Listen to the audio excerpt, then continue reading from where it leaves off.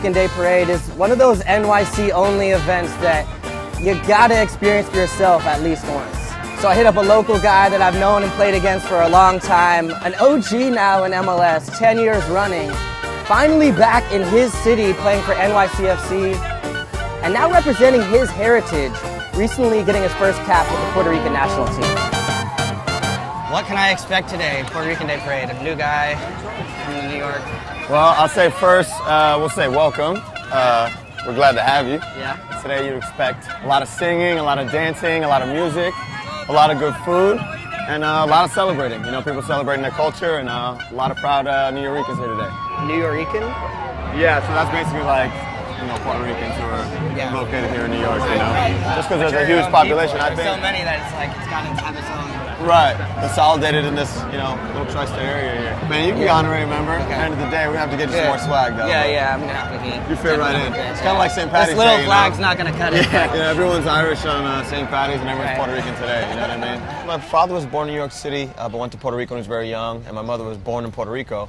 And they both came back over, fell in love, and that's, you know, I was born in New York because of that. Most people that I've met from New York are pretty hard-nosed and have an edge about them and are really competitive. That's why I didn't like playing against you. Yeah, maybe.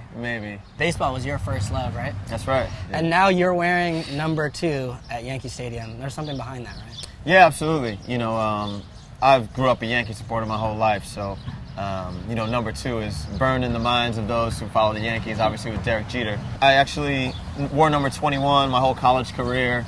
Andrea Pirlo comes over.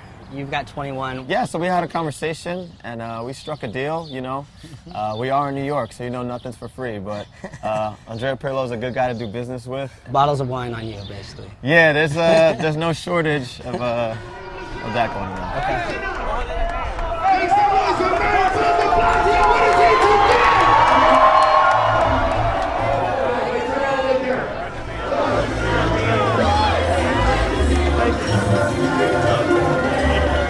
Yo, what up? Yep. Shout out to Bill, my guy Bill. I know you're watching. He watches all MLS soccer.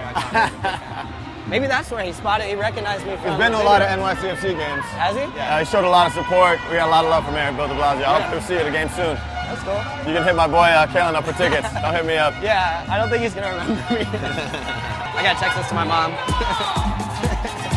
A hot day at the parade will make you hungrier than you think, so we ducked out to Spanish Harlem to get a little shade, find some great música, and more importantly, a lot of lechon. You're gonna get your meat and your rice. Okay. And then you're gonna throw a little like garlic jalapeno on top. Yeah. It's gonna set you right. You're gonna be good to go. Watch out, we've got the machete flying around now.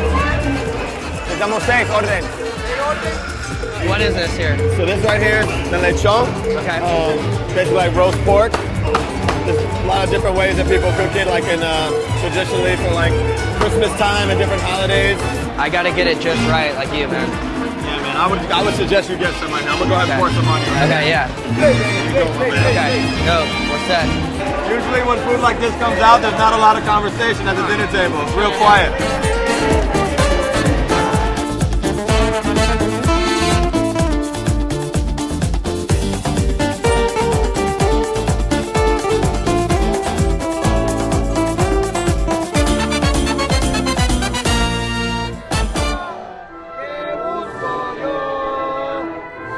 Soccer doesn't have deep roots in Puerto Rico.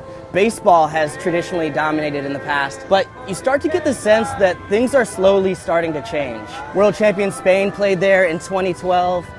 NYCFC made a trip just last offseason, and recently the U.S. men's national team played their first ever game on Puerto Rican soil.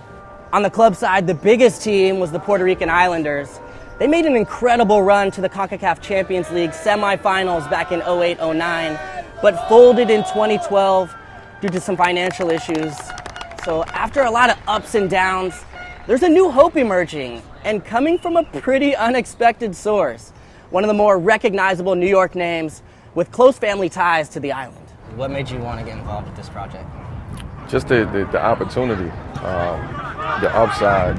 Most importantly, it was just about kind of just giving back, something to the island where, as people, we feel proud about, getting the consensus about what's needed, what's wanted, and soccer was one of them.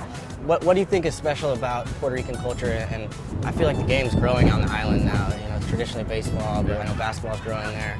But what about soccer on the island is growing? This is a start for a lot of different things. This is going to open up the floodgates for a lot of different things. And, you know, giving kids that's back there on the island the opportunity to look up to some of these players. Puerto Rico, the tropical destination, a commonwealth with not a lot of wealth and not quite nation, $70 billion topic of conversation.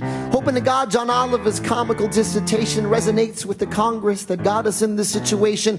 Puerto Rico is in the middle of a serious debt crisis that's threatening to cripple the island's economy. Now, you might have seen Hamilton star Lin-Manuel Miranda make an impassioned appeal for debt relief on John Oliver's Last Week Tonight. The bleeding, stop the loss. Help Puerto Rico, it's just 100 miles across. Thank you. The island's been through some tough times. What can be done to kind of give these kids? Well, just for us, it's just doing this, you know, just giving back. A lot of times sports is the medicine for a lot of different things. You know, in this situation, you know, having a soccer team and being brand new, having a new energy down there on the island in the midst of the crisis that's going on is very much needed. The way situations are covered in Puerto Rico, it's almost like an us and them kind of conversation. Whereas we're American, everybody's American. You know, their passports say American. You know, it really is no different.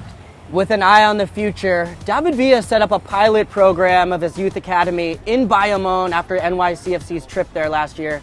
And we decided to check out the launch of his program right here in New York and headed up to the Bronx. Why did you decide to start this academy?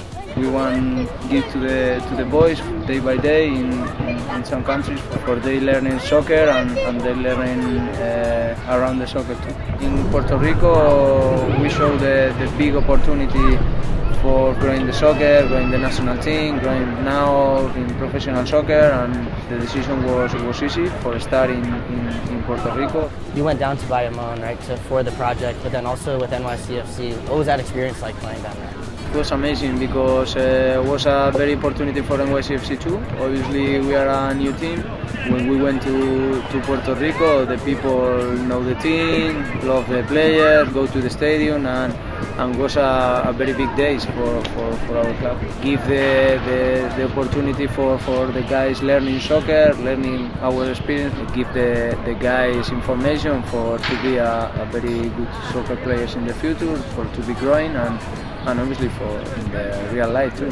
Obviously, there's been a long history of Puerto Rican players in Major League Soccer or just in the soccer world in general. And I think hopefully I can do my part so that after I'm gone, there's many more, and it's less a rarity and more of a norm. Now you see, you know, kids playing soccer, whether it's 5-on-5, 6-on-6, 7-on-7, whatever, you see kids just kicking the ball around. And that goes to show you that the growth is unbelievable. Yeah. Still a long way to go for Puerto Rico, both on and off the field, but you can feel a real sense of urgency and a renewed energy and hope despite some real economic problems that they still face. And if our sport or our league can play a small part in something to aspire to, something to feel a part of and make their own, and give them someone to look up to that looks like them, to me, that's a great place to start.